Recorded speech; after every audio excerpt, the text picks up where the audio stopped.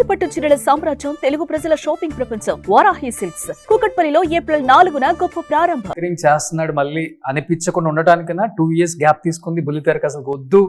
Big screen మీద చూసేటప్పుడు anchor Pradeep మనకు కనిపించకూడదు, ఓన్లీ హీరో ప్రదీప్ కనిపించాలి. అసలు అట్లాంటిది ఏమి ఒకటి మానేసి ఒకటి చేయాలని నేనేమో అనుకోలేదు. ప్రీవియస్ డిసెంబర్ వరకు నేను డాన్స్ షో ఫినాలే వరకు అది చేసేసాను ఆ సీజన్. సో కమిట్మెంట్స్ ఫినిష్ చేసిన తర్వాత ఈ సినిమాకి కొంచెం ఎక్కువ కావాల్సి వచ్చింది నా టైం. బికాజ్ మేము ట్రావెల్ చేస్తున్నాము, డిఫరెంట్ లొకేషన్స్లో తీస్తున్నాము, అండ్ యంగ్ టీమ్ అందరం కొత్త వాళ్ళం. సో టీమప్ అయి ఉన్నాము.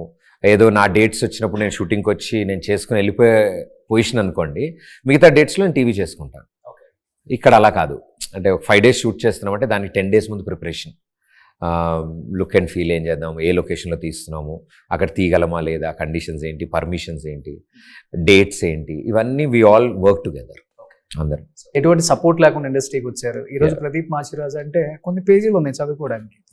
సో ఒక ఏజ్ గ్రూప్ వాళ్ళంతా ప్రదీప్కి మంచి ఫ్యాన్స్, అమ్మాయిలు కావచ్చు, అబ్బాయిలు కావచ్చు, ఆంటీలు కావచ్చు, అమ్మమ్మలు కూడా. సో మరి ఊరికే రాదు కదా, కష్టం ఇదంతా. 12 గంటలు నిలబడి 15 గంటలు నిలబడితే అది ఆయనకు వచ్చిన సక్సెస్, ఊరికే రాలే. అంటే ఈ లైన్ ఆఫ్ వర్క్లో మన ప్రోడక్టే ఇంతే కనిపిస్తుంది. మనం చేసేది ఏ వర్క్ అయినా ఎడిట్ అయిపోయిన తర్వాత ఆ ఫుటేజ్ ఫైనల్ కట్ ఇంతే ఉంటుంది. బట్ దాని వెనకాల ఇంత వర్క్ లోడ్ ఉంటుంది, ఇంతమంది పీపుల్ వర్క్ ఉంటుంది. సో యా, నాకు ఎవరైనా ఈ జాబ్ ఈజీ అన్నప్పుడు నాకు చాలా బాధ అనిపిస్తుంది. It's not easy. ఇట్స్ మీదేముంది, ఏదో మాట్లాడేస్తారు, 4 డబ్బులు వచ్చేస్తాయి అంటారు. అలా రావు. ఒకళ్ళైనా సిబ్లింగ్స్ ఉన్నారా? అక్క ఉన్నారు, అక్క బావ settled in US. Okay. So marriage అయిపోయింది, అక్క అక్కడే ఉంటారు. సో అక్క కూడా అసలు తెలియదు ఎలా ఉంటారు కూడా కదా. మా వాళ్ళు ఎప్పుడు అసలు ఎక్కువ ముందుకు రారు. మీకు ఇష్టమా అది, లేకపోతే వాళ్ళకి ఇష్టమా అది? ఏంటండి, మనం చాలా దూరంగా ఉండాలి, ప్లాన్డ్. నీ జాబ్ నీది, అది మా జాబ్ మాది ఇది. సో యా, మాకేంటంటే we don't get work at home. దాన్ని అక్కడ వర్క్ అయిపోయింది, షూట్ అయిపోయింది అంటే నేను ఐఎమ్ బ్యాక్ టు హోమ్. ఇంకా ఆ టాపిక్స్ ఎక్కువ ఏమి ఉండవు. ఎప్పుడైనా మమ్మీ ఏదైనా షో చూస్తూ చెప్తారు అంతే. అంటే వీఆర్ లైక్ దాట్ ఓన్లీ. అలా ఏం లేదు, దూరం ఉండాలి అని కాదు, కానీ వాళ్ళకి మేము వచ్చి ఏం చేయాలి, కెమెరా ముందు మేము ఎందుకు అంటారు అంటే. సో 30 రోజుల్లో ప్రేమించడం ఎలా తర్వాత మేబీ ప్రదీప్ చేస్తే కొంచెం పెద్ద డైరెక్టర్తోనే చేస్తాడేమో అని చాలా మంది టాక్స్ నడిచినాయి. కానీ చివరికి వచ్చేసరికి ఎందుకు నితిన్ భరత్ అని జబర్దస్త్ డైరెక్ట్ చేసిన వాళ్ళని, అంటే మీరు కూడా అక్కడ చేస్తున్నారు కాబట్టి ఆ రిలేషన్, ఆ బాండింగ్, ఆ ఫ్రెండ్షిప్ తో చేయాల్సి వచ్చిందా, లేకపోతే కథ బాగా నచ్చి కథలో బలం ఉంది చేస్తే హిట్ కొడతానన్న నమ్మకంతో చేశారా? కథే అండి. అంటే ఇందులో ఫస్ట్ నితిన్ భరత్ కథ అంటే నేను ఆలోచించింది ఏంటంటే ఎవరు ఈ కథ తీసుకొస్తున్నారు. ఇఫ్ నితిన్ భరత్ ఈ కథ తీసుకొస్తున్నారు అంటే నాకు వాళ్ళ సెన్సిబిలిటీస్, వాళ్ళ అన్నీ తెలుసు నాకు వాళ్ళ గురించి. అంటే ఎలాంటి కథలు, ఎలాంటి ఎమోషన్స్ ఉంటాయి, ఆర్ ఎంత క్లీన్ ఫిల్మ్స్ తీయగలరు. ఆర్ ఫస్ట్ సినిమాకి వాళ్ళు ఎంచుకున్న కథ, అండ్ ఆ కథకి నేను చేయాలి అని అనుకోవడం అంటే వాళ్ళు ఎంత ఆలోచించి ఆ డెసిషన్ తీసుకుని ఉంటారు. ఇఫ్ సంబడీస్ డెబ్యూ ఎంత సీరియస్గా ఉంటారు అంటే వాళ్ళు ఇంకొక 1 year ట్రై చేసి, ఇంకో 6 months ట్రై చేసి, ఇంకొక బెటర్ హీరో, పెద్ద హీరోకి వెళ్ళొచ్చు, డెఫినెట్లీ వెళ్ళొచ్చు. వాళ్ళకు కూడా మంచి కథ ఉంటే ఎవరైనా ఒప్పుకుంటారు కదా. బట్ నన్ను ఎందుకు సెలెక్ట్ చేసుకున్నారు వాళ్ళు, నాతో చేయాలని కోరుకున్నారు అంటే వాళ్ళ ఐడి కార్డ్ ఇది. ఇండస్ట్రీలోకి అడుగు పెట్టడానికి this is the first film. ఎవరైనా దగ్గరికి వెళ్ళి కథ చెప్తే నెక్స్ట్ నీ ప్రీవియస్ ఫిలిం ఏంటమ్మా అంటే, సార్ నా ప్రీవియస్ ఫిలిం ఇదని చూపించాలి కదా. అది చూపించేంత రెస్పెక్ట్ ఈ సినిమా వాళ్ళకి ఇవ్వాలి.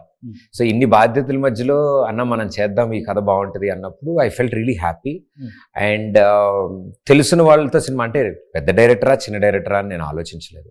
నా ఫస్ట్ సినిమా చేసింది మున్నా గారు డెబ్యూ, నేను ఇప్పుడు చేస్తున్న నితిన్ భరత్ డెబ్యూ, అండ్ ఇందులో చాలా మంది డెబ్యూస్ ఉన్నారు. We tried experimented. దీపికా పిల్లి లీడ్గా డెబ్యూ ఆవిడ. అండ్ మా ఇందులో చాలా మంది అన్ని కొత్తగా నేర్చుకున్నాం. మా production house is debut, first film monks and monkeys, first film ఇది. సో ఇంతమంది కొత్త వాళ్ళు ఉన్నారు. ఆఖరికి ఇందులో శ్రీధర్ అని ఒక అబ్బాయి లిరిసిస్ట్, లేలే సాంగ్ రాశాడు అబ్బాయి, హిస్ ఫస్ట్ సాంగ్. ఇదే మొట్టమొదటి ఆ సినిమా పాట. And is happy that Udit Narayan గారు పాడారు ఆ పాట. And is very happy. అంటే సి యంగ్ డెబ్యూస్లో ఒక ఎనర్జీ, గో ఫర్ ఇట్, వెళ్దాం, ఏం కాదు చేద్దాం అని ఇన్హిబిషన్స్ ఉండవు. ఇదైతే ఏమవుద్ది, అదైతే ఏమవుద్దని ఇలాంటివి ఉండవు. అదొక ఎడ్జ్ ఉంటుంది ఎప్పుడు. కొత్త వాళ్ళకి అందరికి ఒక ప్యాషన్ ఉంటుంది. ఇంతమంది కొత్త వాళ్ళము అంటే we are youngsters in point of cinema. మేము బేబీస్ ఇంత ఇంత సినిమా వరల్డ్లో. సో అన్నీ నేర్చుకుంటూ చేసాం కాబట్టి నాకు ఏ రోజు పెద్ద డైరెక్టర్తో చేయాలి లేకపోతే పెద్ద బ్యానర్లో చేస్తే కానీ చేయకూడదు. చేయాలనుకుంటే చేయొచ్చు, ఆప్షన్ కూడా ఉంది, ఆప్షన్ వస్తాయి. ఉంది. వస్తున్నాయి. నేను ఇట్స్ ఆల్ డిసైడెడ్, డెస్టినీ. అంతే, ఇలా వర్క్ చేయాలనుకున్నాం. బట్ ఈ బాండింగ్, ఈ జర్నీ మాత్రం మళ్ళీ ఇంకెక్కడ రాదు. ఓకే, అంతే కదా. ఎందుకంటే మేము ఎన్ని ఫ్రైడేలు ఎన్ని సాటర్డేలు చూసుంటాం, ఎంతమంది అవును. కొత్త హీరోలను చూసుంటాం. ఈ 9 years లో ఎన్ని వందల ఇంటర్వ్యూస్ చేసి ఉంటాము. నా దగ్గర అంటే మీ దగ్గర నాకు బాగా నచ్చింది ఏంటంటే, ఒక సినిమా తీసున్నాడు, ఆల్రెడీ యాంకర్గా ప్రూవ్డ్ ప్రదీప్ మాచిరాజ్ అంటే ఒక స్టార్, అంటే చిన్న హీరోకున్న ఒక స్టార్డమ్ బయట ఉంది. చెప్పొచ్చు నాకు డైరెక్టర్స్ వీలైనప్పుడు అట్లీస్ట్ నాకు హీరోయిన్ అన్నా కొంచెం పెద్ద హీరోయిన్ కావాలి అని డిమాండ్ కూడా చేయొచ్చు. నేను ఈ సినిమా గురించి కొంతమందిని కనుక్కున్నప్పుడు చెప్పారు, ఏదైతే చెప్పారో డైరెక్టర్స్ అది ఫాలో అయ్యాడు. ఎవరైతే కాస్ట్ అండ్ క్రూ ఉన్నారో వాళ్ళని ఫాలో అయ్యాడు. కానీ నాకు అది కావాలి ఇది కావాలని నో రెస్ట్రిక్షన్స్. అందుకే ప్రదీప్ మాచిరాజ్ ఈ సినిమాకి హీరో అయ్యాడు అని చెప్పి చెప్పగానే నేను కూడా కొంచెం షాక్ అయ్యా. మేబీ పెట్టొచ్చు రెస్ట్రిక్షన్స్, పెట్టలేదంటే అంటే మనం అది గోత్రు అయ్యి వచ్చాం కదా, మనకు తెలుసు అది. ఇప్పుడు నాకు కూడా ఎవరో ఒకళ్ళు ఈ అబ్బాయి ఎందుకు అని అనుకుని ఉంటే నేను, so I faced it. So అలా మన వాళ్ళని మనం కాకపోతే ఇంకెవరితో పనిచేస్తాం. ఇప్పుడు when we only don't consider them, బయట వాళ్ళు ఎందుకు కన్సిడర్ చేస్తారు ఎవరైనా? రేపు అంతా హీరోస్ డిసిషనే కదా సినిమా అంటే. అవునా? అయితే స్టార్ హీరో అయినా చిన్న హీరో అయినా ఆయన చెప్పిన వాళ్ళే యాక్టర్, చిన్న రోల్కి కూడా హీరో చెప్పిన డిసిషనే కదా. ఇప్పుడు అంతా అదే నడుస్తుంది ఇండస్ట్రీ. అలా ఏం ఉండదండి. అంటే సి నౌ ఏమైందంటే everybody are serious. Because cinema ఇది వరకు it is an only just entertainment question ఉండేది. ఇప్పుడు it has become a serious business. Because చాలామంది టైం, ఎనర్జీస్, మనీ ఇన్వాల్వ్ అయి ఉన్నాయి ఇప్పుడు. అండ్ స్కేల్ పెద్దదైపోయింది. World is watching our cinemas. మనం ఏం సినిమాలు తీస్తున్నామా అని అందరు ఎదురు చూస్తున్నారు. సో అది యాక్టర్స్, డైరెక్టర్స్ అందరూ చాలా, అంటే వీళ్ళని పెట్టుకుని వాళ్ళని పెట్టుకుందాం సర్దేద్దాం అనే మోడ్ దాటేశారు. Now they are very serious at కథ ఏంటి, కంటెంట్ ఏంటి, దాని క్వాలిటీ ఎలా ఉండాలి, మార్కెటింగ్ ఎలా జరగాలి, ఈ ఎవ్రీథింగ్ దే ఆర్ సీరియస్ అండి. ఐ థింక్ ఇప్పుడు ఉన్న జనరేషన్లో సినిమా అంత సీరియస్గా అవడానికి కారణం audience. They are very strict. Content ఉంటేనే వెళ్తున్నారు థియేటర్స్. They very strict. నేను నా టైంలోంచి నీకు 3 hours స్పెండ్ చేస్తున్నా అంటే నీకు అపాయింట్మెంట్ ఇస్తున్నా, థియేటర్కి వచ్చి మళ్ళీ నా జేబులో డబ్బులు తీసి ఇస్తున్నా నీకు. డబ్బులు 3 hours టైము, ఫ్యామిలీ వస్తే బయటకు 2,000 అవుద్ది. వాళ్ళు 3 hours టైం స్పెండ్ చేసి నేను అక్కడికి వచ్చి వాళ్ళని ఈగో హర్ట్ చేసి కనిపెట్టు వీడెవడో చెప్పు, ఇప్పుడు ఇది కామెడీ అన్నాను అనుకో, ఓకే అమ్మా నువ్వే చేసుకో అంటారు. సో అంతే, లైట్ హార్ట్ ఫిలిం ఇద్దామని అంతే. సో అదే మార్కెటింగ్ అంటే ఇప్పుడు మనం ప్రతి సినిమాకి మహేష్ బాబు గారితో మీకు సెంటిమెంట్ కదా.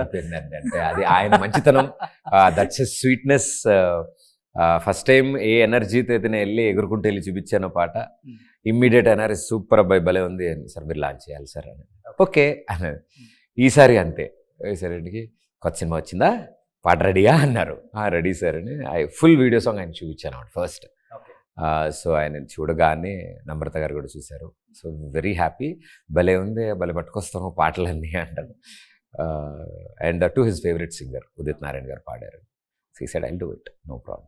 That's his sweetness. ఆయన అంటే నేనే నీలి నీలి ఆకాశం ఒక 300 times వినుంటా, మోర్ దెన్.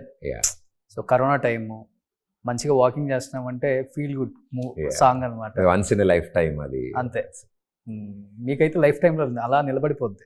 అదే సార్, అది అంటే వెన్ యూ లుక్ బ్యాక్ కొన్ని ఇయర్స్ తర్వాత అయినా నువ్వు చెప్పుకోవడానికి, నీ debut cinema song first time హీరోగా ట్రై చేస్తున్న ఒక పాట 350 million దాటి వెళ్ళి థియేటర్కి తీసుకొచ్చింది జనాల్ని అంటే యాజ్ అ లైఫ్ టైం గుర్తుండిపోయే విషయం. అంతే కదా.